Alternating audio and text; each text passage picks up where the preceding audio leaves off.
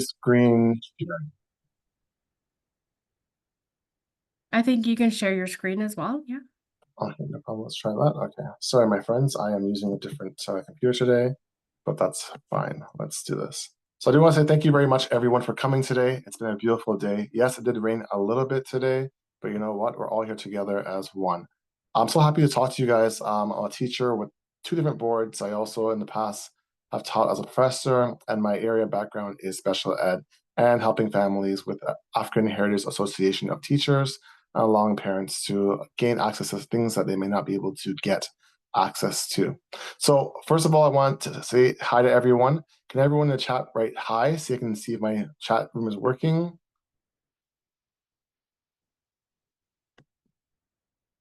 Okay, the chat room is, okay, great, excellent. So perfect, so that means you guys can hear me. I'm gonna try and go as slow as I can. I do really wanna make a session about you, not really about what I have to talk about, but for you guys to get a chance to talk to each other and talk about some of the issues that you face, because not often we're able to have a spot or an area where we feel safe to talk to each other about our students and our children, because our children are number one, I think personally. I always talk about my children a lot to other people, but when they have our label of special ed, we want to make sure that we're supporting them in the ways that they may need supported. Let me quickly get my share screen. Okay. I hope you guys can see slide number one. So I do gotta do a disclaimer because my employer has asked me to do a disclaimer. So any information that is in this presentation is general information for general information purpose only. Mr. Watson, I will not take any responsibility or omissions to anything that happens in this presentation. And no effort shall any of this presentation be liable. And if there's any issues, please automatically just email me, let me know if you're not clear about something in the presentation. And all the information that will be presented to you has been vetted, meaning that it has been looked over and it should be accurate to today's date. So first thing I want you to do is this. This picture is very, very important. If you guys see the picture, please put Y in the chat. A second question I'm going to ask you to do for the next 10 seconds is this. If I ask you a question, my black is, how would you answer that question? My black is.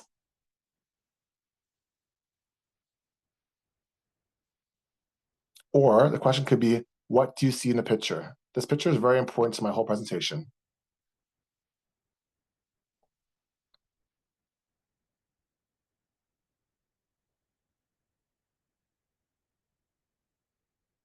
So I see a lot of people are saying my black is beautiful, my black is amazing, my black is strong, excellent. So this picture is really important. I tell parents all the time in university, college, high school, and elementary, the position of students is very, very important. This student is made by AI, it's artificially made by me, and this student tells you a lot about what's going on in the classroom. This student could be a special ed student or not a special ed student or a student placed in any kind of category. But the placement of this picture is really important. Where is the student placed?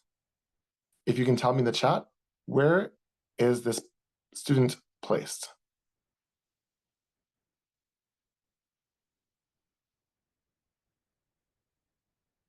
So I'm trying to be as interactive as possible. So that's why I'm asking you guys some questions sometimes. Excellent. So a lot of you guys are saying at the front, at the front, at the front, among other races. Now we talked about our students in the classroom. I really strongly believe that we need to bring our Black students to the front of the classroom. You may ask why. I believe that sometimes students that are in the back or the side or other places of the classroom are not paying attention. When they're placed in a strategic area like the front of the classroom, some people believe that that's where the learning begins. And it's one of the most important spots to have your child. So when you ask your child, where do you sit in the classroom? If they're saying that at the back of the classroom or in the hallway, or they're walking or skipping class, these are not places they should be at all. They should actually be in the classroom. I suggest that you should go to the front of the classroom. Keep your answers earlier about my black is, because we're gonna use that answer later on. So the first thing when I think about special ed is this. Each and every single student has a learning style. When writing an IEP, I believe and I ask all teachers to do this. Let's try to get to know our students. Most people teach through lecture base or give our students notes or ask them to write a whole bunch of things that they don't know what they're writing. So the first thing I like to do is to tell everyone to get to know the learner. This way the learner can actually learn. So we have 4 different types of learning styles. One is our visual learner. The visual learner uses their eyes mostly. They watch videos, presentations, and they do diagrams. That will be the green area.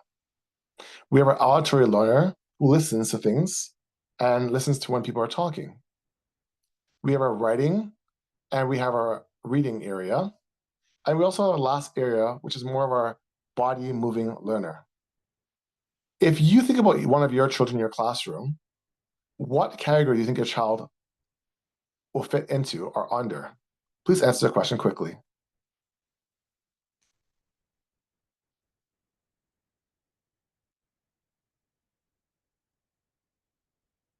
In the chat.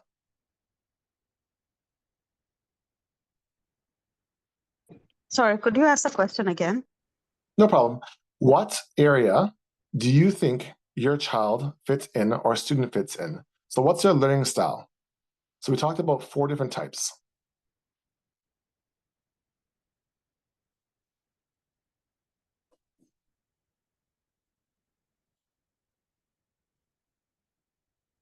The reason why this is important is because when your teacher is teaching a student or your child, and they're in a special needs class, sometimes the lesson might not be for that child, or the learning style might not be for that child. Imagine your child is a visual learner, and a teacher is standing up there and just walking around the classroom and doing things with their hands, and they don't really, and they're just playing a video all the time, and you're thinking like, yes, we watch 18 YouTube videos about math, and I don't understand what's going on. What about my learning style? So one thing I look for on an IEP, when I think it's a good IEP, is this. Does my child or my student have their learning style on there? Why? Because it will be very helpful if we actually teach towards the student's learning style. I do understand, yes, a class could be 20, 30, 40 students, or even more. But when we teach the majority of the actual learning style in our classroom, that will actually help our students. On the IEP, if you teach the learning style of the student, that might be helpful.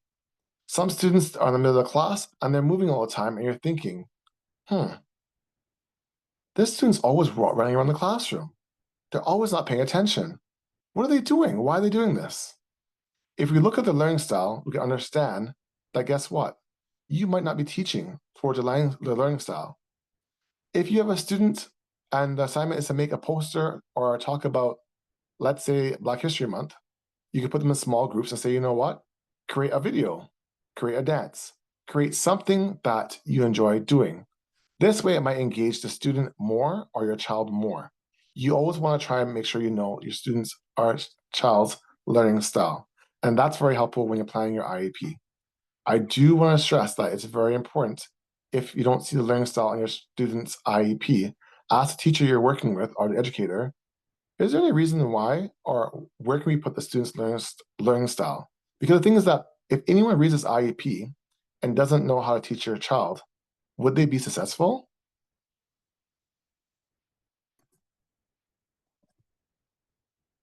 When being on a special ed program, there's different placement options.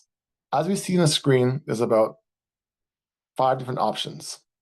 These options are what the board or you may choose with the principal to place your child or student in. The first one's regular programming, which we see on a daily basis, where they're just put in a class with other students. The second one is a regular class with resource assistant. So when you have resource assistants, that simply means that there might be a teacher or EA in the classroom, or it might be a smaller setting for your child. There's regular class with withdrawal assistants, meaning that sometimes throughout the whole day, 50% of the time, they're in a smaller contained classroom. Then there's also under that, special education class. And the last one at the bottom is what we call full-time special education class. Last week, we talked about this full-time education class, and some people said, you know what? This is actually a way to put my child back, or this is a way how people hold my child from learning. But you know what? I see it differently. Full day special education class means sometimes they can get the support they need on a daily basis. They also get something called accommodations. Last week, we looked at what are modifications and accommodations. On the screen right now, this is where I say I like a student on a special education plan or an IEP plan, because these are all the tools, devices, and things they get in the classroom that a normal student might not get. They might get a buddy and peer tutoring or peer services. This is excellent. If your child's performing at level 1, meaning like a C or a D or an F, if you team them up with someone at level 4 that's getting A+, they may be able to help you or your child in the class reach the levels they should be, because sometimes we learn from our peers. There's things such as note-taking. Trust me, when your child goes to university or graduates from high school and they're in a lecture class with 3,000 students and the professor talks fast like me and they can't get all the notes down, then guess what? They'll be left behind. That's why I believe that if you have a special ed IEP, you can transfer that into university or other classes in high school or elementary and then get the resources you need. And also, I like one of the things in here you see at the bottom.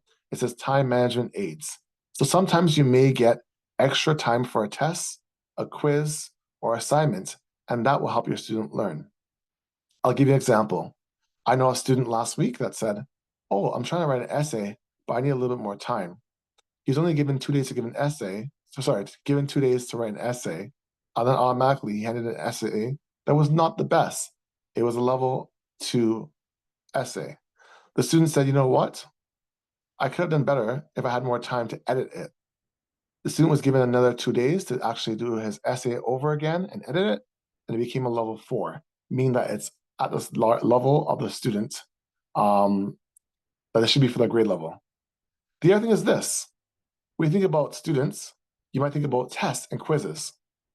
A lot of students are not on IEP, do not get the access to a calculator.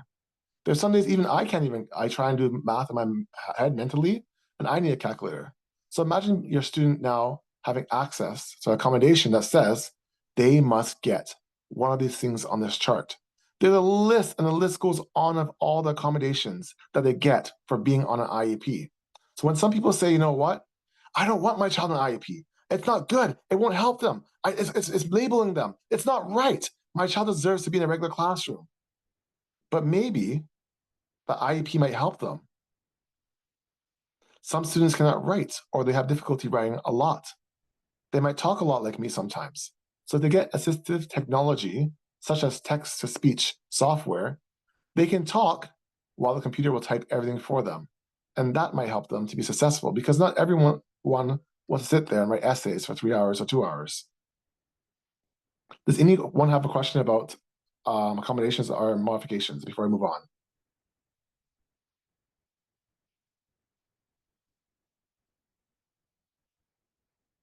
Excellent. All right. So when you go to this meeting called IPRC, or you go to your classroom and you ask the teacher, what kind of support will my child get? There's professional support, and there's also additional support. So last week, a parent talked about some of the people that are in the actual class. I'm going to go into a little bit of detail quickly about who these extra people are in the classroom. So the first person that you want to get to know and you want to make sure that you're in good terms with is a teacher. The classroom teacher, you should always go to a classroom teacher with any issues. When you go to the principal or superintendent or anyone else, sometimes that might break your relationship with a teacher. That first contact between your child and the teacher, or you and the teacher, is number one. Try your best to come to the classroom teacher with all your issues before you go above them. And when you approach your teacher, make sure you come with a positive attitude sometimes. So don't come to school and say, well, go on, teacher. You feel my student? What's going on? What's going on? There's an issue here. What are you doing? You're picking my child. You're doing this, you're doing that. Try before you go in with a calm voice, write down your notes, and book an appointment. Do not surprise the teacher. A lot of people will come to school and say, I'm going to go to that school for that teacher, and tell them what's going on. Try your best when you're angry to step back and think about what you're going to say to the teacher when you get to the school. Also, the teacher may help you during the IEP process and refer your student or your child to the occupational therapist, the social worker, the vision teacher, or even the consultants such as your speech and language therapist, or a doctor that may be your family doctor or a specialist in a certain area. Now, last week we spoke about PSW. There are something called SNAs. An SNA is a special needs assistant, which does almost the same role as a PSW. I know some people are saying that in their school boards or private school, their child's giving a PSW. There's nothing wrong with having a PSW in your classroom or with your students. But the thing is that most PSWs help with toileting and changing. It's almost the same role as a special needs assistant, and in some classes as an educational assistant. These people are trained in the educational aspect and also help the teacher teach your child.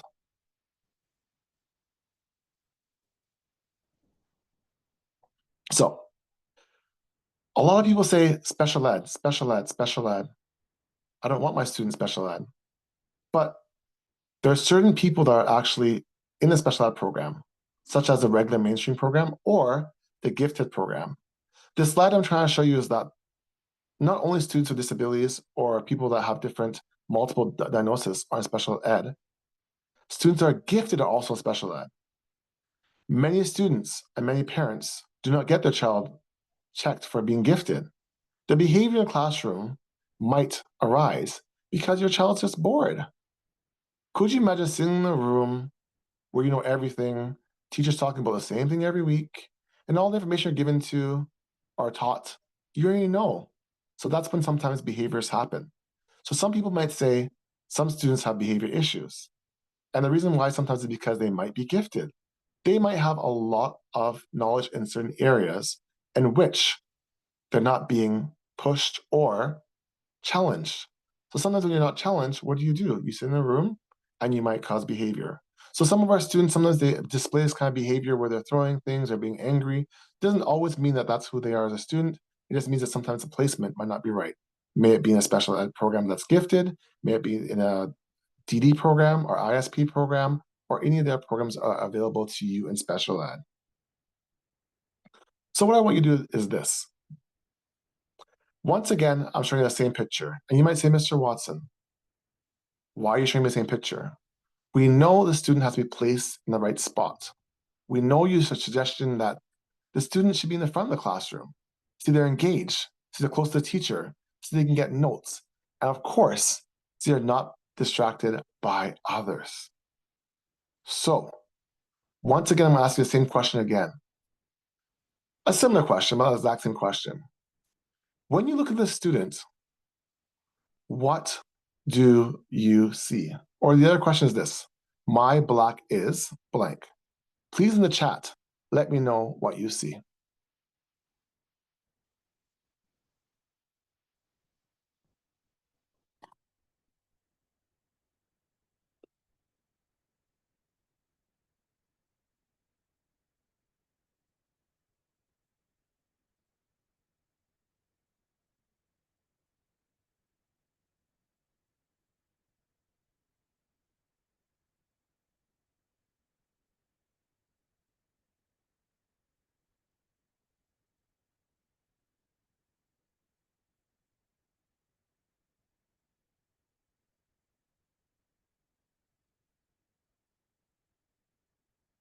Excellent. Excellent answers. So there was my colleague was supposed to read a script right now. I don't have it in front of me. Do you have the script I sent this morning or no? It would be in the email. Yes. You emailed it this morning. I can pull it up quickly. In the meantime, I will try and see if I can get it. So today I'm working from my my cell phone and my computer, so it's a little setup in my room, so it's a little bit different. Sorry about that. So the reason why I keep asking you guys about that student and reflecting on that student is because this. I really want to talk about affirmations. These affirmations are very, very important. So we did write a letter to you guys earlier. And let me see if I can find it also on my phone or computer.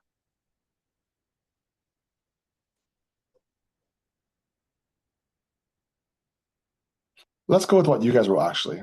We'll change it up a little bit. So in these different categories, there's different leaves. There's 5 different leaves. Each of these leaves are going to tell you about yourself. Most of our students, when they go to a class or different environments, they don't always hear the the positives. Most of the time, they get a lot of negatives. You can't do it. You're trying your best. Come on, let's go. Why don't you know how to read this paper? Why aren't you trying your best? Oh, she can't move her hand. She can't do this. He can't do this. He can't do that. But if we can start our day off with our child or our students and say, you know what? Let's create something that we can talk about every day before you leave this house or before you leave school. This is the most positive thing you must live by. So in this student's example of affirmation, it says this: I've got it. All feelings are okay. I am a good listener. I am proud of myself. I know right from wrong. I make good decisions.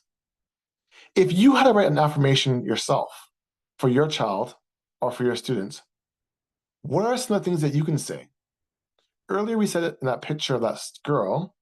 We said she's focused, committed, valued, intelligent. What else did we write in the chat?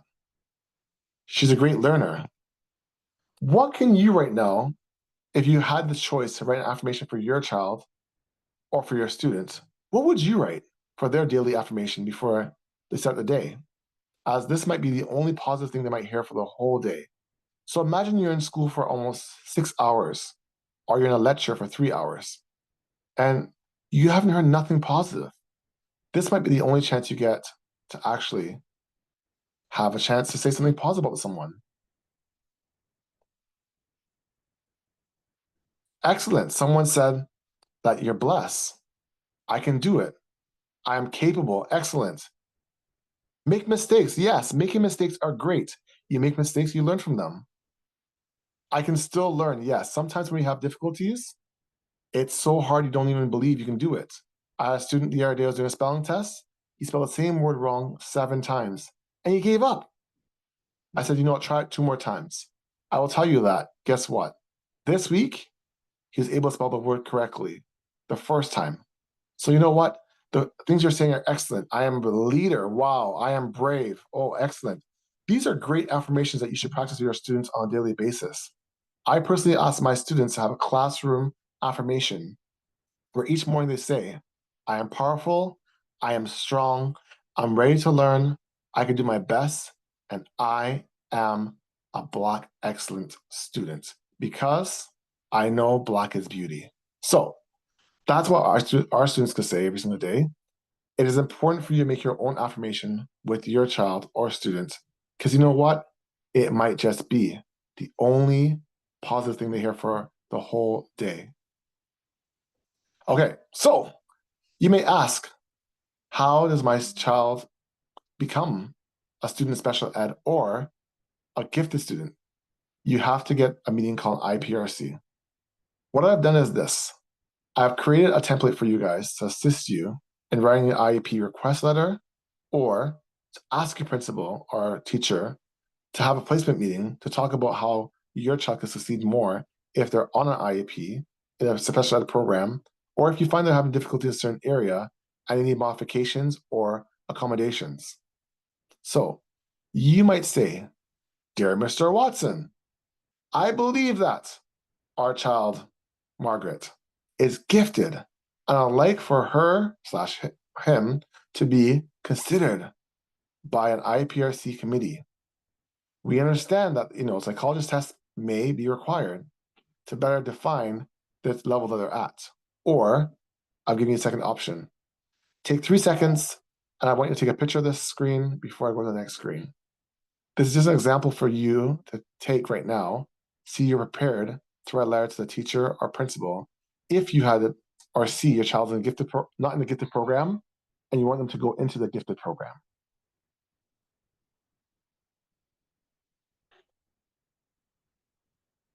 Or if you believe that your student is in special ed and the wrong placement, you may also write a letter similar to this and request for an IPRC review meeting to review where your child should be placed.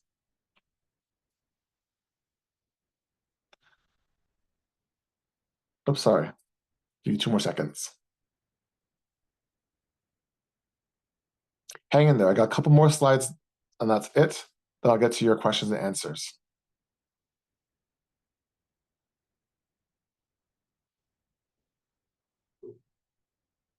Okay, so a part of the IEP that you're going to read that's sometimes not always detailed is called transition planning. Transition planning is when your teacher tells you what will happen next to your child. I believe this is a very important transition page because it may help your child transition into grade 8 or 9, or transition to university, college, or even transition to courses they're not familiar with. So most parents and guardians will be asked to help with the transition planning. At my school, what I do every year is I ask the students to come in a little bit early. So maybe one day before school starts, I say, you know what? It's a new classroom. Please come on in. Come see where you'll be seated. Come see your desk. Come see where the bathrooms are. Come see where upstairs is, downstairs is, your entry door, and all the other good stuff. That way, there's no anxiety for the first day of school or for the first time they go somewhere. Example, if it's your first time going to university or college, you might want to book a campus tour and find out where everything is, where your classes are, how to even get a library card or even a student card, and get yourself familiarized with the area that you're going into. I also believe that you should try your best to talk to the teacher. I keep saying it over and over again. Get to know your teacher. If you can, I know it's a lot to ask, join your parent council. Join your parent council or join a team like the BTC. Like today's workshop you're having, the BTC, Be the Change, is providing opportunities for you guys to learn more about how to transition your children into the programs that are out there for them that are excellent. So you want to look at the transition plan for your child when they're done school or when they're going to a new grade or when they're switching schools. This page of the IEP is very important. Make sure you read it in detail. If your child's on IEP right now, after this conversation, please go look at the IEP. Let me know what it says and what is happening to your child. So it might say they're going to a new class, they're getting trained for a job, they're going to a different board, they're going to work education. So make sure you spend some time to understand where your child is going in the transition plan. So a lot of students do go to universities from the IEP that are on IEPs. During your time in high school, a lot of students, they want to try and save some money in university. There are specialized programs out there that allow your child, if they're in the gifted programs or in regular programs, to get credits towards university. There are programs such as Advanced Placements, AP. Those courses are taught in high school, and those courses, once you complete them, go automatically to university. So let's say I took a science course in the AP program. I can sometimes use that credit towards my Bachelor in Engineering or my Bachelor in Arts. There's also something called a GCE, General Certificate of Education, or GED. Most boards offer a GED. It is very difficult to find sometimes. If you can find an adult school or adult learning center, they will offer you the GED or GAD, General Education Diploma, General Certificate of Education. These are very important because sometimes what happens is that our students, if they're behind 1, 2, 3, 4, or even 5 years, a GED or GCE can be completed within a year or 2 years.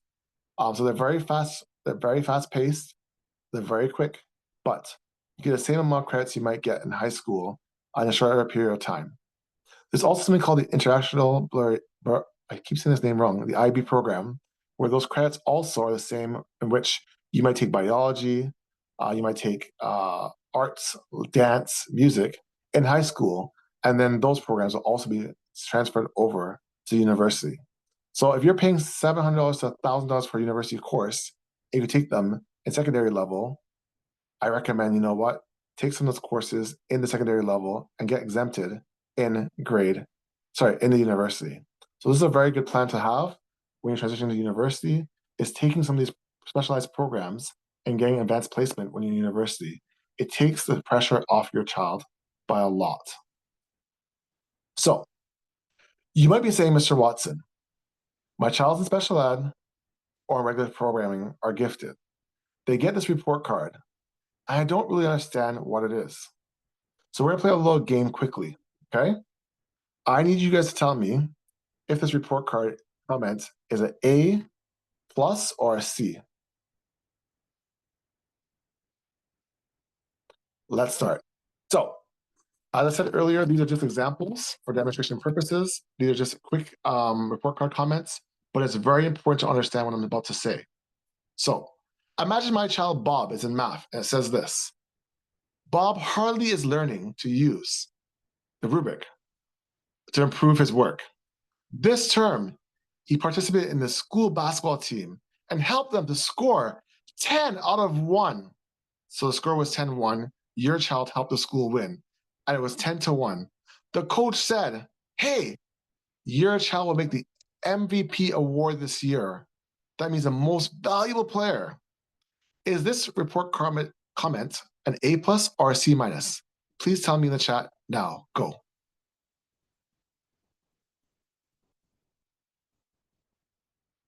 The coach said he would be getting an award and would be the MVP of this year. Is this a A+ or C- comment?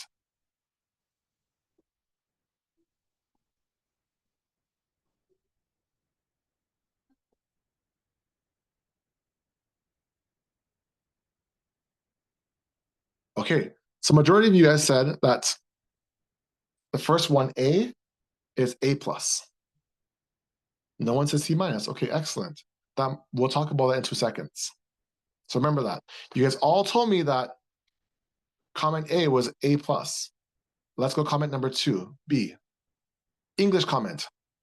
Bob hardly asked for help from the teacher and classmates when needed. This term, his writing has improved a lot. Great job. Is this an A+ comment or a C- comment?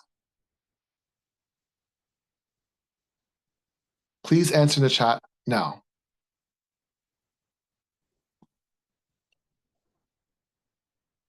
Okay, I'm seeing a lot of people are saying A+, okay.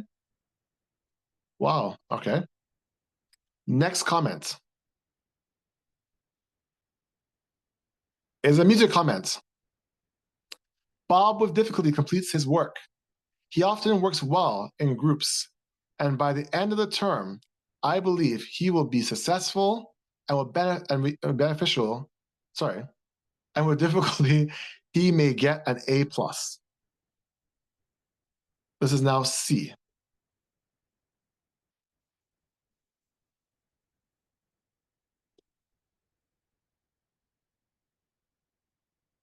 Is this an A+ comment or a C-? Ooh, some people are saying C-. Okay.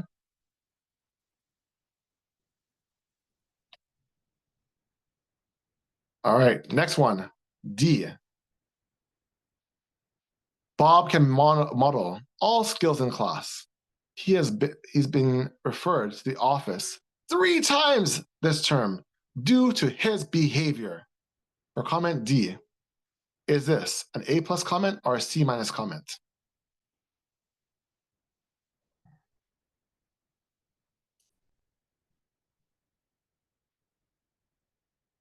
Okay. Some people are saying C. Okay. I'm surprised you're saying C, but that's okay. So can someone unmute themselves for a second that wants to answer this question? D, and tell me why you believe that this is a C comment.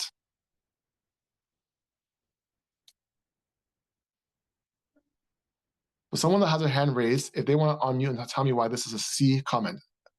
Why is D a C comment?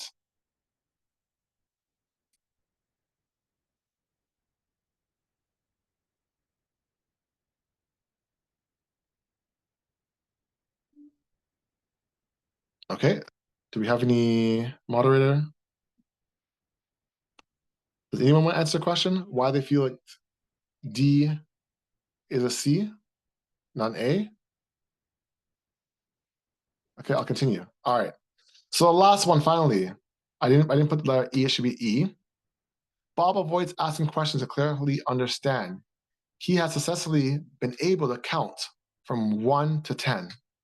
Is that an A+ comment or a C+ comment?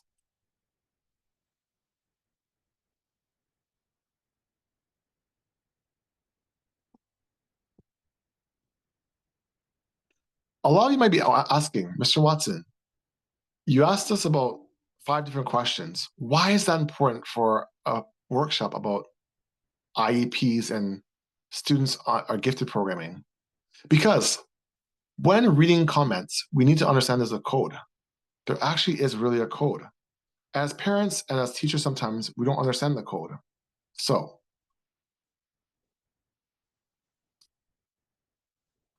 let's continue. There's some comments in the chat, Kevin. So one person is saying, I'm starting to think that some of these shouldn't even be graded. Another comment, I believe most, if not all, are a bit condescending comments. Excellent. So these are some of the comments you might see on a child's report card. So teachers use something called, teachers use something called qualifiers. And these are the keywords that you better take a picture of right now. You need to take a picture of this right now before I change the screen, because these are the code words that us teachers or educators use in Ontario to talk about your child. So each sentence that you just read has one of these words in there. And that's what makes your child an A or a C minus. So who here knew about qualifiers? If you know about qualifiers, put Y in the chat.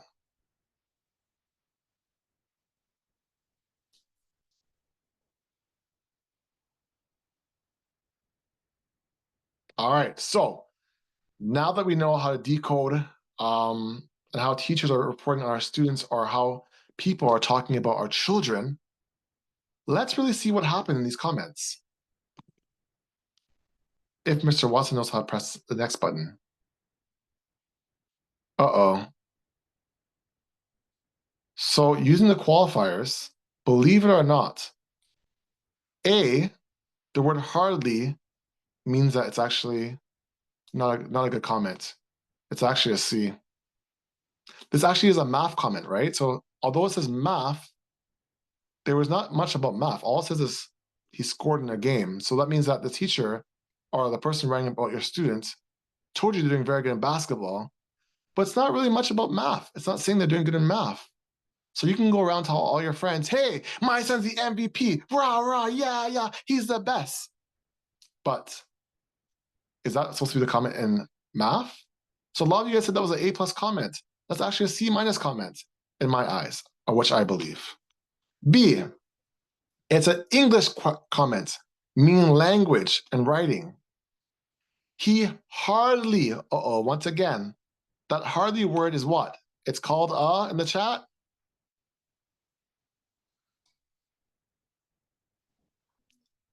A qualifier. So that means when you say the word hardly, guess what? That child, a C or not really doing so well. They need some improvement. So what you need to do now is this. If you see hardly in your child's report card or a comment by someone, please find out how you can change that to an A+ comment, okay? When we go to C now, a music comment. So we're talking about instruments, dancing, some kind of music. With difficulty, yeah, with difficulties mentioned twice in that comment. So guess what? Yes, they may get an A+, but the word may is in there. They may. What's the chance of them actually getting that comment? That also might be a C or an F comment.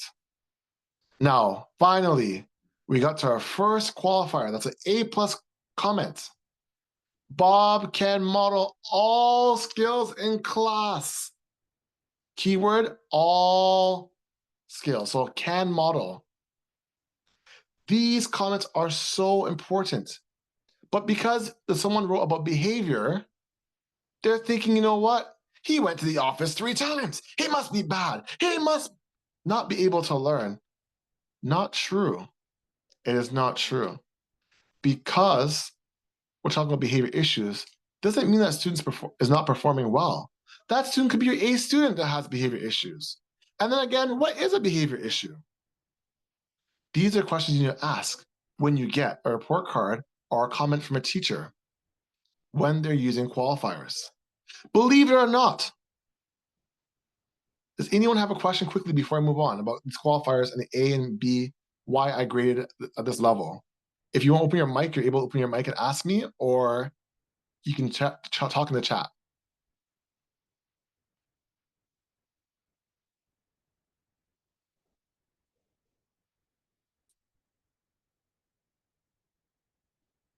Okay. So I do have a question. So I'm just wondering, in Ontario, because I do see some of these comments at times, but I'm just wondering, are the schools required to be providing report cards with those without necessarily the grading system, or it's either or? Because sometimes I've seen both, right? So I'm just wondering, which of these kind of grading system, because as a parent, right, you definitely want to know, okay, because if you didn't say all these things, there are some of these things that I personally was not aware of. But I'm just wondering, like, are the teachers required to be providing directly comments that, okay, this is an A, this is a B, or they can just make those comments just to confuse parents? So sometimes it's not to confuse parents. We have guidelines as teachers, right? So as teachers, they should follow all ministry guidelines. This is for illustration purposes, right? So in my illustration here, I'm showing you that the main point is this. When you see these certain words that I'm highlighting on this page, you need to know what you're reading. So in elementary schools, they're called levels. So level 1, 2, 3, and 4. So level 1 is usually your lowest, and level 4 is usually your highest. They're always shown like this: excellent, good, satisfactory, pass, and unsuccessful. But it's very important at all levels. If you see a comment, automatically the comment should reflect the actual grade level. So if it's an A, it should be all excellence.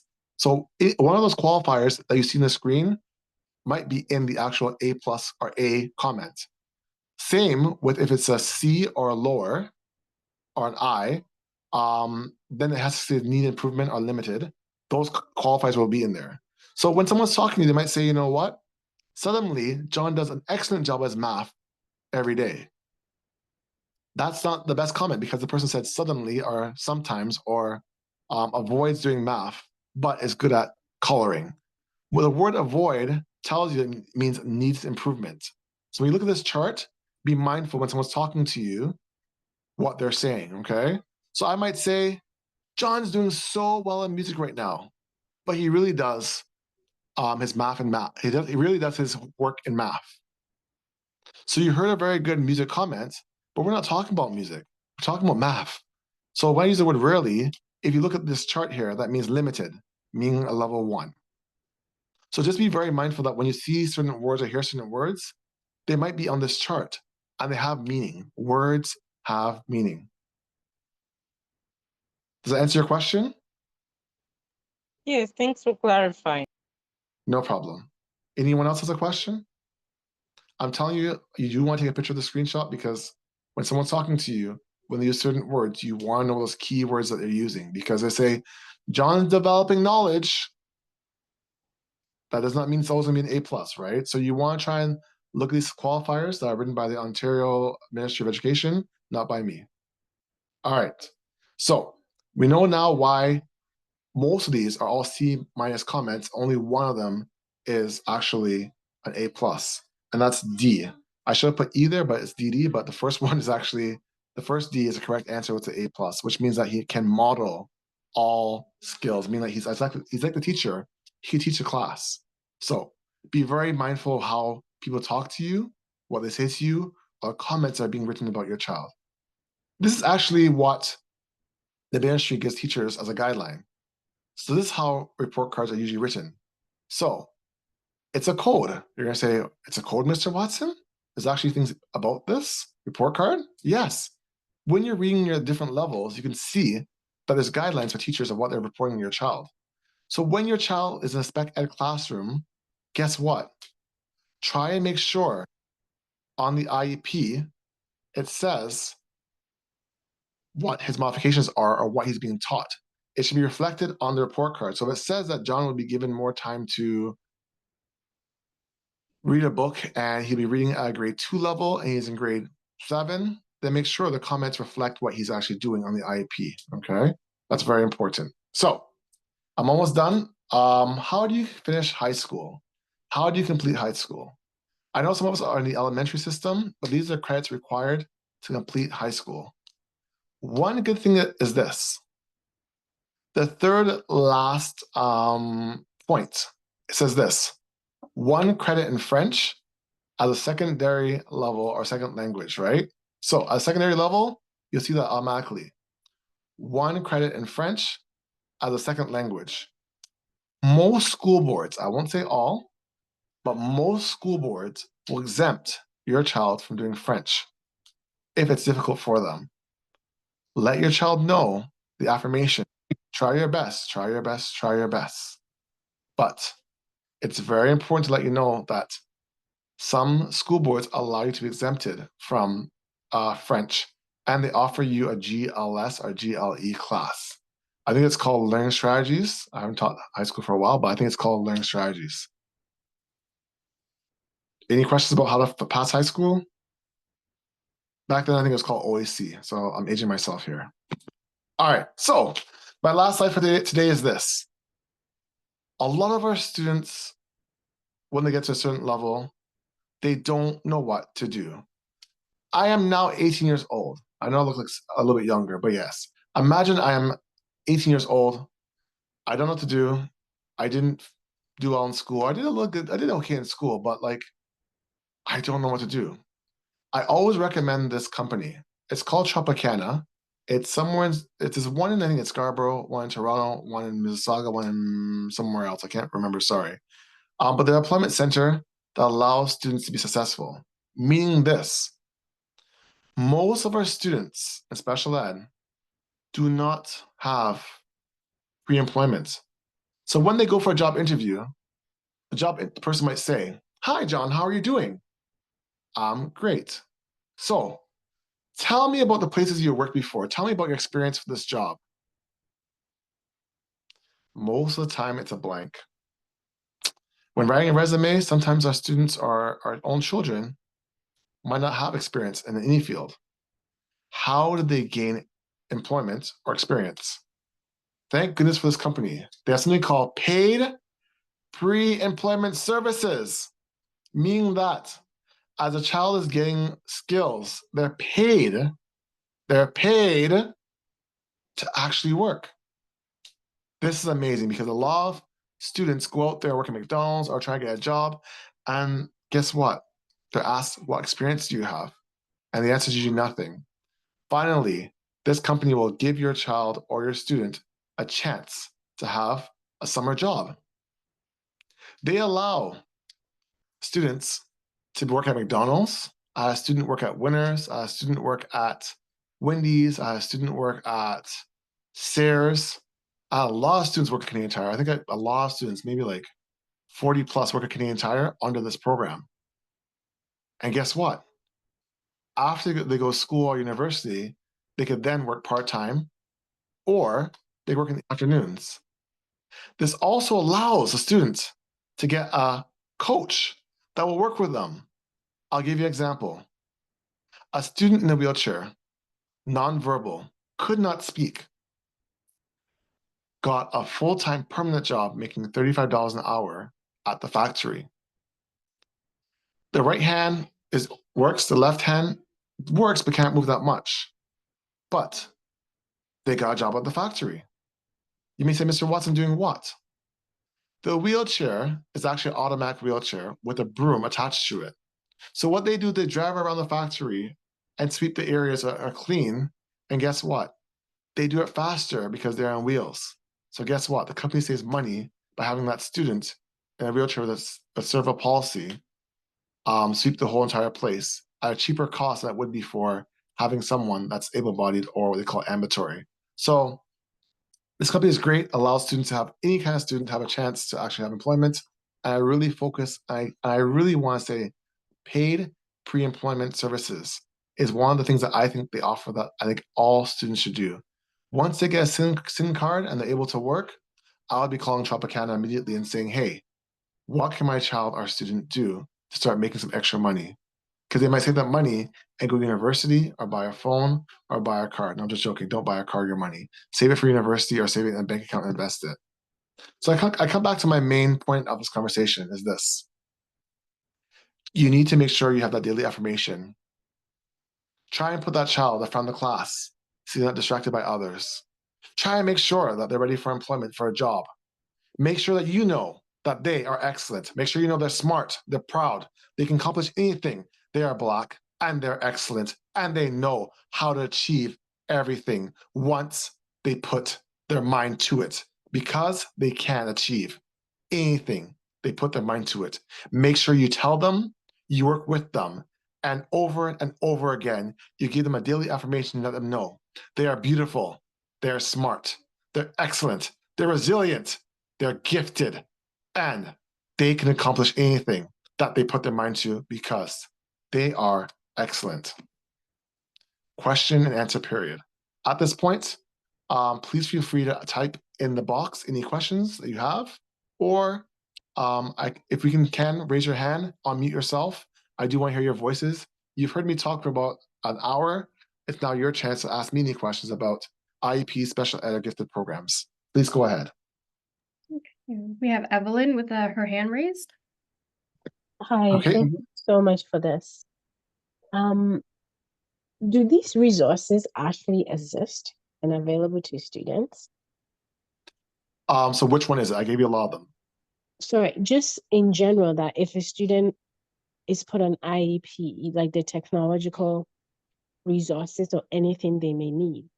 And the Yes. reason I ask is just from hearing from parents, it seems like some parents are scared to put their kids on an IEP because the support is not there. So I'm just wondering, is something missing, or just parents are not? You're absolutely right. There is one thing that's missing is this.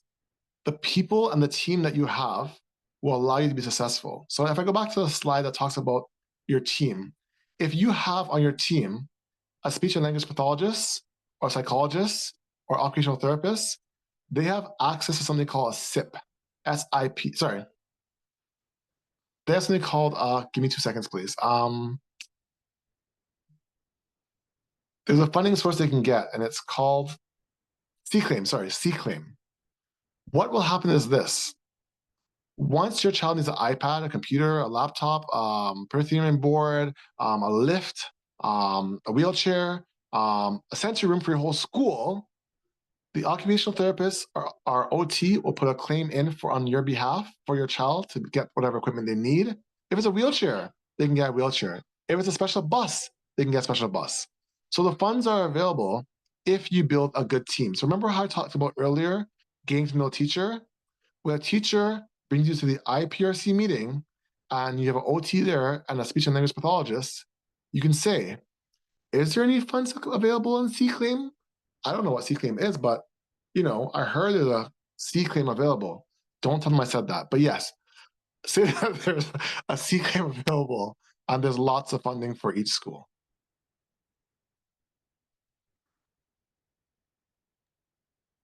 Does that answer the question, or is there a follow-up? I guess a follow-up is, as a parent, how can I build a team? Where should I start? So remember I told you about that letter you're supposed to write? So when you go back to my slide where I talked about requesting a letter to meet with someone, it's very important that you go back. Let me see if I can find that slide. That letter is very important. So you would tell your principal or your teacher, dear teacher, I believe that my student is in development delayed class, meaning that they're DD as I call it, or ISP, or gifted. And I would like to review what's happening. So let's say, for instance, the principal says, your child's going to get an EA half a day. And a month later, you don't get an EA. You want to talk to the teacher and say, hey, teacher, you know what? I realize there's no EA in this class. Is a reason why. Sometimes I will say this, and it's very honest. There's no EA because someone didn't pick the job up, or because of funding, they're short one EA. So I know in private schools, you may never get that extra person because there's no funding for that extra person, because people are only paying $700 per month or $30,000 per year. How do you pay a CYW $90,000 a year when one parent pays only $30,000 a year? So it comes down to funding also. But I will say this. This letter is very important when you ask for that review committee meeting. At that meeting, there'll be many members there. Lots of people will be there. So when I give you that list earlier about the people that will be, sorry, I'm talking too fast. When I gave you that list of people that will be at the meeting, 1 to 5 of people, 1 to 5 of the people in this list will be there to actually support your child. At that point, you could say, hey, I realize that ABC is not happening. You can request, I think, up to 2 times plus a year an IPRC meeting. At that meeting, you'll then tell the teacher, hey, this is what says on the IEP. The IEP is a legal document, So things that are on the IEP are legal, so they should be provided to your child. And the teacher will do the best they can to provide it to your child. But like I said earlier, sometimes there's a funding issue, but there's a C claim that could help assist with the funding issue. Thank you, Kevin. All right, Nadia, you have your hand up? Hello, good night. Thank you very much for this meeting. It's been very informative. My first question is, how does an educational psychological assessment tie into an EAP or IEP? Okay, so sometimes what happens is this. The teacher or a parent will tell the teacher, hey, look, I see a whole bunch of things that are going on in my student's life, and I don't know if they're placed correctly. So you'll take them to a psychologist and they'll write a huge assessment. It might take like maybe 2 days or 3 days, depending on the person doing the assessment, and they'll give you a report. The last 3 pages of the report are the ones I like to read the most, because that one gives you how the student be successful. Once that's done, you then go to the school or the principal or teacher and say, hey, look, these are the strategies that the psychologist has said that will help my student learn and be successful. How do we implement that? They will then take the strategies and the recommendations and then write it in the IEP. The IEP for different boards look different. There's two types of IEPs. I think for my board and Peel, no, it's actually the same. No, it's all the same. Sorry, I'll think of something different. All the IEPs are usually the same. So there's a purple book called the IEP Guide. That book will show you exactly what will go in the IEP. But a psychological report is very important to help assist in writing the IEP. Because then you know what? Sometimes when you see the psychological report, it might say your child is gifted. Because they're autism doesn't mean that they're on the lower end. There's a huge spectrum, but it might say they're gifted. A lot of doctors out there are autistic. A lot of people out there that have cerebral palsy are medical doctors or lawyers or even higher end, sorry, not higher end, but higher paid jobs. So I'll say that once you get that psychological report from a psychologist, look at the last couple of pages that give recommendations of how to make sure a child's successful, and then make sure you share that with the teacher first, and then call an IPRC review meeting, and then share it with the principal, the vice principal, and the speech and language person, and the whole team that you've helped create with the teacher's help. Okay, thank you very much. We currently have a prescription, almost like a letter from our doctor, that we have an appointment set up with the school for about a week from today. Yeah. And it's to do one of these things called the psychological assessment. I would like to write a letter that you suggested to outline this. We've been having meetings with the teachers, and this is where it is at this point in time. Okay, so you do want to sit down with the teacher and talk to the teacher first before you write the letter, because the problem is this. I shouldn't say problem. I hate using that word. But whatever is on paper is permanent. People may photocopy it or they may duplicate it, and it's always evidence. But the good thing is this. If you keep a journal of each time you spoke to a teacher or you spoke to your doctor or you speak to whoever it may be, you can bring that journal to the IPRC meeting and say, look, on this date, this happened. Where's the help? On this date, this happened. Where's the help? So that might be what you need to do is this. Have a little journal and write down every single instance something happens for your child. If you saw the doctor says he needs A, B, C, D, F, G, then you go to the IPRC meeting or you go to the psychologist and say, according to my doctor report, give them a copy of it. This is what's needed for my student to be successful. And they will work with you. Sometimes, as you know, classes are very big, so it might be difficult, but they will try their best to work with you. So you can write the IPRC letter and ask for help and assistance and call a meeting. See, everyone that's in the school is there. But the principal might say, is a student diagnosed yet? They have a psychological assessment. Your psychological assessment is usually your first step. Even though the doctor gives you a recommendation or a letter, sometimes the principals or the school board might ask you for a psychological assessment, because that gives you a way how to actually be successful to help your student learn. But the psychological assessment is what we're going for. Good. So if the school is giving you or providing for it, you're lucky because of the long wait list. So once you get that, you want to call your IPRC meeting with the principal, with the teacher, and say you would like the psychological assessment done. Sorry, you have it done, and you want to get results implemented in the IEP. Now there is a long. There's a misunderstanding. I mean, we have the note from the doctor that we're taking to the school. Okay. And So- what are you trying to request for? The psychological educational assessment. Okay. to So be you can done. also get it done privately, which costs a little bit of money. Because I'm telling you right now, the school board might be 1 to 3 years behind. So when you should have got it done in September. So if you got the note now, call the school tomorrow, tell the teacher you want to meet with them, and tell them, hey, teacher, you know what? I got this note from my doctor. Can you please let me know how to get the psychological assessment done and what's the process? We have an appointment for next Wednesday. Next Wednesday? Yes. Okay, that's perfect then. That's fine. So you're in good hands then. You don't really need more than that. Just make sure when you go to the meeting that you're asking for next steps and how your child will be successful, because you want it to be in place now until then. So yes, you might get the psychological assessment done next year or year after. What is being done now to ensure your child's being successful in class? Okay. Because Nadia, also, what grade is your child in? 11. Okay. Oh, Yeah, so you'll need it to be done sooner rather than later. So I don't think you Yes. can wait a year or 2 years. So depending on the budget of the school, you may have to look at private options and paying out of pocket to have that assessment completed. Okay. or if you have some insurance companies have it in there. I just don't know which ones. So you can also ask your insurance company if you have insurance at your workplace or you're part of the Blue Cross, I think it's called.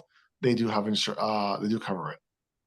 Do you have a list of recommended facilities that you guys would recommend for doing such a test? I can't give, but I can say that because I work for a certain company, a student board, I'm not allowed to give recommendations because then we're held liable. But I will say this: most universities, if you call them and ask for special ed departments, they will give you a list because each university has their own criteria for certain exemptions, and they'll give you a list for sure, guaranteed. Okay. Or if you go to call 211, which is the government program, they will give you a list of things that are free in the area or areas in which you can access them. Okay. Okay. Thank you very much. But I would recommend calling a university and asking them for special departments and say that my child might have an exceptionality, and then they will give you a list of what they use because they only have a list of people that come in all the time off the street, and they'll give you a list. Okay. Yeah, and Thank we're you. also working on putting one together as well. I know there's a few questions, other questions in the chat. I think just to follow up on that assessment piece, I'm not sure if you're aware, Kevin, but what would you say would be the timeline? So once an assessment is completed and a diagnosis is made, how soon would the IEP be implemented? So what I will say is this: according to the ministry, teachers have 30 days from the first day of school to write the IEP. Now, in terms of if you get assessments, you do have to get the IPRC meeting, and if the child is placed. So remember we talked about placement at the beginning of the presentation. You need to find out where the child is being placed first. At that point, then you can go further. So they're being placed in a full day program, a special ed, or half day. Then they'll decide at the school level what support they'll get. So it's a difficult question, but the thing is this: it's all about placement. Where is your child going to be placed? If they're in a regular class, what support will be coming in or going out? So I'll say at the IPRC meeting when you go there, that would be a question you will present. But I'll say within 30 days. That would be my answer. Within 30 days of the actual documentation being done, the school should provide something for you. Thank you. Okay, and Keisha, you have your hand up? Yes, thank you. So I do have I have a child in grade 2, and we do have an IEP for him. But what the feedback I'm getting from my son is that the stuff that we've requested, he's not getting anything. I've followed up twice already, and I keep getting, okay, well, we'll let you know, we'll let you know. What can I do to help follow up, to help get these items for my son so that he could have a successful year this year? Now, do you mind if I ask what are the items? He's supposed to get the noise canceling headset, and forgive me, I don't know what it's called, but it's supposed to be like a compression roller that he should be able to go through. I knew he was able to access the one in the special room last year, but because that was for someone else, they've advised me that he can no longer use it. We have to actually request it on his IEP. Okay, so what I'm gonna say is this. Let's go back to what we talked about building a team. Your team, you need to have actually occupational therapist on your team. That might be the person you're missing. The occupational therapist will then do assessments, and then they can do a CClaim for the products that you're looking for. Is a CClaim fast? Might not be, but that's your first step. Is, you know what, talk to your OTP and ask them, hey, you know what, look, I really need this for my child, and we don't have it right now. Could you put a CClaim in? No, I didn't say that. I'm just saying that that's what people have done in the past as an example. Okay. Okay, that's great. And I do have one more question. Yeah, go ahead. So the other feedback that I've been receiving from his teacher as well is that they're trying to encourage us to get him tested to do the psychological assessment. And I guess I'm a little uncomfortable because I know what they're trying to tell me is that he is exceptional, is what they say. But at the same time, I'm kind of nervous to put him through that process because I do have other family members who have, and academically they're amazing, but socially and emotionally, they still struggle as adults. What would you think? What would be your opinion on that? If you did speak on it, I do apologize because I did come in. No, it's fine. It's fine. It's fine. It's fine. So, you know, honestly speaking, like, it's a personal, how do you say it? It's a personal thing because you know what? Yes, you're right. After your child's labeled, they're labeled, and you can't go backwards. But the thing is that if a teacher sees your child progressing at a faster level, they will not keep your child in that class if it's like, or they will not modify it if they don't need it, right? So on the IEP, it's class by class basis. So in math and science and language and history and fine motor skills and all those things, the accommodations are the comments are different. So example, in math, he might say instead of the whole class is learning how to count from 1 to 50, he might only do 1 to 10. So that's his modification, right? So once he learns and catches up to his regular classmates, you can also say, you know what? I see the improvement in this child. Guess what? He can go back into that full-time program or mainstream program. But your teacher's gonna be your first point of access. But personally, as a parent, it's hard because you know what? Your child's not being labeled. And once the assessment's done, it's done. So I hear the frustration, the anger, but at the same time too is that if you believe deep inside your heart you're doing it in good faith, then follow what your heart's telling you. If you're thinking that it's something malice and not good, then do what your heart's telling you to do. But at the end of the day, you need to think about your child or your student. Is this the best interest of my child? What is the point of having your child in the back of the classroom with an iPad all day long and all the other students are learning when you can get an EA for that student and bring them into the class and learn with the other students?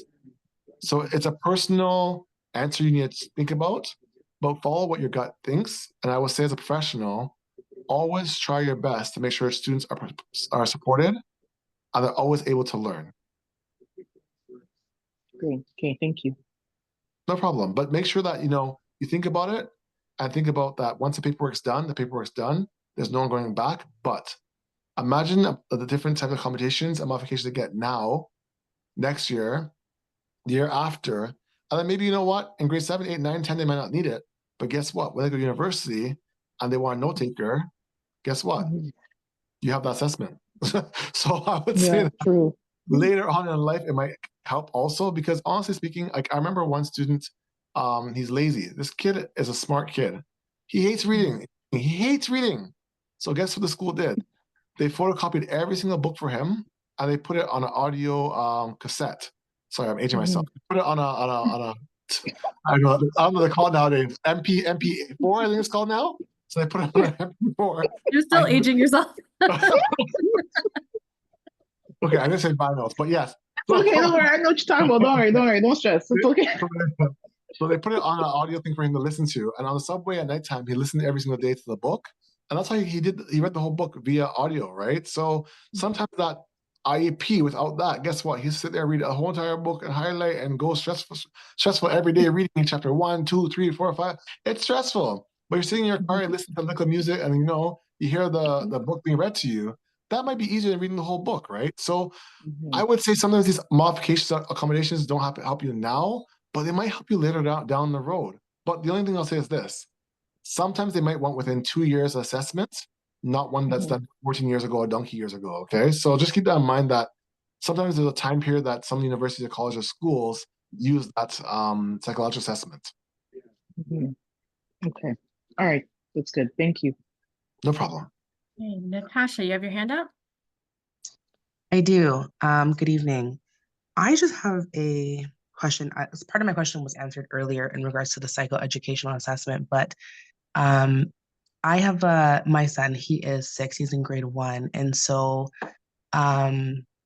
similar to somebody had said earlier, his teacher is pushing for him to get the psychoeducational assessment, which I have heard in the past is something that he would probably need to get done. So anyways, I've been in contact with somebody who hopefully is going to be starting that for me in December or January. But my question is, in the meantime now, with dealing with his teacher and the principal, we've had a few meetings with them since the beginning of the school year. And I'm trying to, I guess, navigate what can we do in the in-between time to essentially advocate for him and give him the support and stuff that he may need, because I'm feeling a little bit of, I don't know if I want to say like resistance or pushback from his teacher, in the sense that it's a lot of he did this, but I'm not getting the before. And so I've been asking, but I'm met with resistance and like, yeah, well, this happened, but he still did this. So we're just kind of struggling as like his support, in a sense of figuring out how to navigate until we get this cycle ed done. Because once it gets done, it gets done, and then somebody asked about how long after the IEP takes to get implemented and stuff like that. And I know that an IEP can get implemented possibly before the psycho ed is done, but like I'm not too sure how that works. So I'm just trying to figure out how to navigate that piece until it gets completed. So what you can do is this: like, the principals are very flexible, but the problem is sometimes budget and staffing is an issue. The principal can sometimes they have what they call shared EAs in the school. So let's say, for instance, there's 3 students with EAs and there's 3 EAs and one's not being used. The principal may be allowed to let that EA work with your child or give you additional support. It'll have to be an IPRC meeting. I know I hate saying this over and over again, but you have to ask the principal, hey, do you think we have an IPRC meeting or in-school support meeting, which is called an IST, I think it's called? Yes, it's called team or in-school team support meeting. Once you attend one of those, the teachers at the school level, will then talk about your child and discuss strategies that work for your child. It's very important to talk to the teacher. I know sometimes the teacher is going to give you a lot of complaints about your child, but you just say, you know what, thank you so much for all the information about his behavior or what's been happening. But can you tell me like some of the strategies you use in the classroom about his academics? So Funny you say that. So I've had this conversation with her multiple times, and one time I had a kind of like an impromptu meeting with her. It was her, myself, and my partner, and I basically said to her, "What remedial actions are you taking once he's removed from certain scenarios or certain settings? What remedial actions are you taking before putting him back into those scenarios?" And she had nothing for me. And so from that, I've been on her almost every other day pretty much to find out, kind of how it's been going, to the point where now she has created a daily log essentially on certain things, because I'm like, I'm hearing so much negative, but I'm not hearing any positives being highlighted, and I know it can't all be negative all day. So No. she created this log essentially that has like a red, yellow, green section. So the positives are in the green, the things that need improvement are in yellow, and then the red area are like serious issues. But then now my concern is, what does after, so the log is for me to see kind of what's happening throughout the day. It's shared with the principal, but what happens with that information now moving forward? Like, I'm concerned that now she may utilize this information to label him. I'm not sure if she's really utilizing this information to find connections to help him with certain strategies and stuff like that. So she's told me about some things that work. I've sent fidgets to school, she's even had some stuff, but there doesn't seem to be a consistency in what's taking place. So the thing is that the relationship with the teacher is very good, but also being part of the parent council is very important. So Okay. if you're part of the parent council, you have some voting rights, you have some ways of talking to other parents about what's going on in the school. When you're in parent council, you can also tell a teacher, hey, you know what, teacher, I'm part of the parent council now, and I'm going to talk about my child with the other parents, and I want to see what things you're doing in the school. So school-wide with this kind of behavior, this kind of like things that are going on, what's the school doing?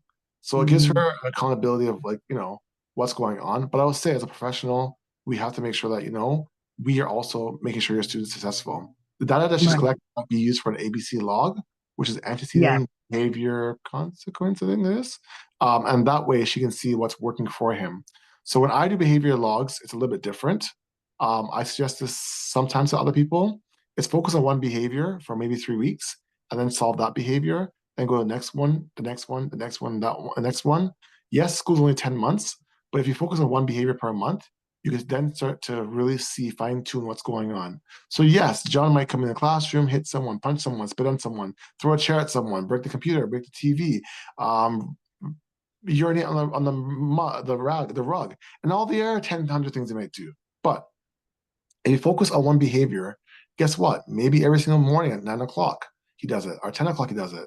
Maybe it's because he didn't have breakfast. Maybe it's because the girl beside him is his best friend and talks all the time. Like, you don't know. But when you focus on one particular issue and you come to the conclusion of what is triggering it, and then how do you actually solve that, that might be better than having a lump sum of things, because you're talking about like a lot of things happening in the classroom and she's coming to you with a lot of different issues. Maybe ask her, say, you know what, teacher, thank you so much for your notes. I know a lot's happening. I want to work with you. Please let's focus only on the whatever behavior it may be this week or this month, and let's try and fix that first, and then go to next and next and next. Take one thing at a time. And remember, we talk about affirmations, right? So tell your child the affirmations every day. Hey, when you go to school, you know you're smart. You know you're good. Behave yourself. You know what? Try your best to do A, B, C, D, F, G. Get those affirmations in there every single day that your child, because you know what? Sometimes if he's in an environment where he's always being negative towards by peers or wherever it may be, then how do you think they react? If someone comes to you all the time with negative information, what do you do? Right? So I don't know the environment's in. I'm not in the classroom. I don't see what's going on. But try and make sure your child knows that, they're powerful, they're smart, they're intelligent, they're good, they're doing the best they can. They're going in there and trying their hardest. But until the psychological assessment's done and we know exactly fine-tuned from a professional of what he needs and what his wants are, we hang in there and work with a team that's there for your child. Because when we start working against them, your child might react differently and then say, you know what? Oh my gosh, I'm being treated differently at mom. I'm in a corner. I'm not doing anything. I'm going for walks all the time. I'm being taken to the basketball court in the gym and play basketball all day long. So you don't want that to happen. You want to try and be on board with the teacher, work with the professionals, listen to their advice, and try your best as a parent to say, you know what? I'm here for your child. Let's work together. Let's have something going on. But I'll say, go back to the teacher and say, you know what? Thank you very much for the information. Let's try and focus on one thing at a time and then try and resolve one issue at a time. As you go through the list and you resolve 1, 2, 3, the list gets smaller and your child becomes more successful. Okay. Thank you. No problem. I hope that helps. Okay, sure. just Thank you. just being mindful of time. We're gonna take one last question to wrap up, but I did put some resources in the chat. So if you want to have a look there, so resource parents of Black children can help with advocacy. So if you're looking for that advocacy piece and support, then their website is there in the chat. We do have a quick like evaluation just for feedback, how we can improve our services and support better. We also have a Facebook group that you can join and you're able to book one-on-one appointments. So gracefully, Nia has joined the session, and Nia was the facilitator for the last session. Actually, I don't think she's here anymore, but she was on. But Nia has offered for one-on-ones. I know Kevin is a great resource, a wealth of information. So if you get back in touch with us, we can help connect you with additional resources. So you can get in touch with us by the email that was shared with you, by our Instagram and those pieces. We also have a WhatsApp group. I put that link in the chat as well. So there's many, many ways to connect with us. We have a girls program coming up in November. So share with your young girls. It will be virtual. So across the GTA, you're able to attend.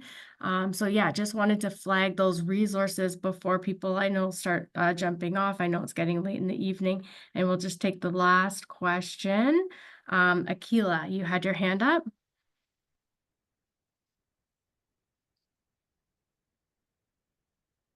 Yes. Hi. Thank you for having this meeting and taking the time to speak with me. I just had a question. I have a daughter who's in IEP. She's in grade 8 and she'll be going to grade 9. So earlier this year, we when I had a meeting with the team, they kind of were explaining to me like how she would transition from grade 8 into high school. And what they were kind of explaining was that um she would still be graded, like when she got to grade 9 she would still be graded at like regular level, but like um like she's just not academically, she's not there yet. So I didn't quite understand that. And also I was just wondering if I should get her an assessment, because I like she's been placed in IEP, but I've never gotten an assessment or anything like that for her. So yeah. Now, have you been to your family doctor and asked your family doctor or no? No, I didn't even, to be honest with you, I didn't know that that was a thing, to be honest. Okay, so yeah, so sometimes like Geneva Center or like William Osler or like Kids Hospital, they do assessments out there. But I would suggest that you go to your family doctor too and talk to your family doctor, let the family doctor know what's going on. And then also on the IEP, there's a page called transition page. I know they spoke to you verbally, but try and see if you can get all that stuff they talked about written in the actual legal document, right? So although you're telling me that all these good things they might want to do are doing, make sure it's written down somewhere. And I think when you talk about IEPs, there's a page that's called transition. We talked about that earlier. That's really important. They wrote down all that stuff in that page on the IEP. Is your child in a public school or a private school? She's in a public school. Okay. So that's, you know what, they have a lot of resources and support for your child. So I think you're in good hands. I wouldn't say like, panic, like let it happen. Also, you can meet with the guidance counselors. Some intermediate schools have guidance counselors. Some do not. Sometimes it's shared. Try and meet the guidance counselor before the end of the year and say, hey, my child's coming to your school. What's at your school? Maybe ask the teacher to make a visit for your child to go there, and so you can see what's going on there, and just make sure like it's a good fit for you and the child. Okay. But the Okay. guidance counselors at the new school should be able to help transition your child also. Right. Okay, that sounds good. Okay. And like, what about, okay, like, I'm so sorry, just one more thing. Like, I've gotten feedback from her actual teachers where they don't think that she should be an IEP. But then when I speak to like the in-school support teachers, they're like, no, she absolutely needs it. Like, it's kind of confusing for me. Yeah, it's just confusing for me. So earlier I spoke about different classes with different goals, right? So I'll give you an example. I know for sure, me and math, data management in high school, I hated data management. So if I were to be an IEP, I'll be excellent in English because I talk a lot and I do lectures all the time as a professor. But Right. the other classes, gym, I stopped running last year, man. I went to the bus the other day. I almost choked. I went out of breath. So like certain areas students will excel in, certain Mhm. areas they won't excel in, right? So as you know, I can't gym, I won't excel, but you know what? In language, I will. So each teacher will have different feedback on how that child is doing. So Okay. if you ask my language teacher, I'm doing great. My math teacher, she'll say, this guy, If you ask my gym teacher, he'll say, yeah, not this guy. He needs everything. If you ask my science teacher, I'll be Mhm. doing amazing. My marks will be so high. But Right. in each class, a child performs different. I know a lot of kids, trust me, they go to gym, the coach says anything, they do it. The coach says, Mhm. hey, go to class and be good. Okay, no problem. Will I be in the basketball team? Yeah, you will be. But guess what? That's this connection they have with that teacher, right? So each teacher, each class is different. So yes, you're absolutely correct. Teacher's correct. Some classes might need IEP. Some might not. Maybe your Right. child's good in track and good in basketball. So why do they need IEP for gym? Right. Right. It wouldn't make sense to me. So like I said earlier, when you look at that picture that student that I had earlier on the screen, I asked, tell me about that student. What do you see? The black is what? What do you see in that student? If that's Mhm. your child, what do you see? There's areas that they have something called strength and needs. When they do strength and needs, look at that on the IEP. It's page 1. Yes. And strengths and needs, you'll see under the needs, that's the part that I usually focuses on. And that's the part where I can say, how do I improve these needs to make them strengths? And when Right. everything needs goes to strengths, yeah, you're right. You don't need the IEP anymore. You're absolutely correct. So when all her needs turns into Right. strength, that IEP for that child is not needed. But you know what? I would say talk to the teacher and say, you know what classes do they need the IEP for, and which ones do they not need it? You don't need accommodations and modifications for every class. It's just class by class basis. Right. Right. Okay. Okay. Okay. Yeah. Hope it's Thank you. helpful. Yes. Thank you so much.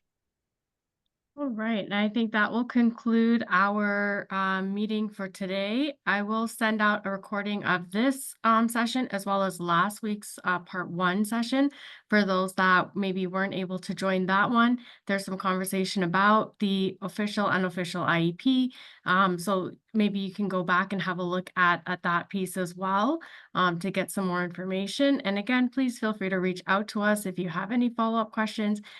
Kevin, thank you so much for your time. What an amazing resource you are as an individual. Thank you again. No problem. And I do want to make sure as I leave, I say this. Try your best to have your child do a daily affirmation because trust me, when they go in the real world, not everyone's nice in the real world. So when they can talk about themselves and say positive things about themselves, that's what matters the most. Other people out there might say negative things. Guess what? That's their opinion, not your opinion, not their opinion. Make sure they know that every single day they're smart, they got it, they feel it's okay, and they can be proud of themselves. They need to know they be proud of themselves. And you know what? They are excellent and they're the best. Wonderful. On that note, have a great evening, everyone. Thank you again for joining. Take care.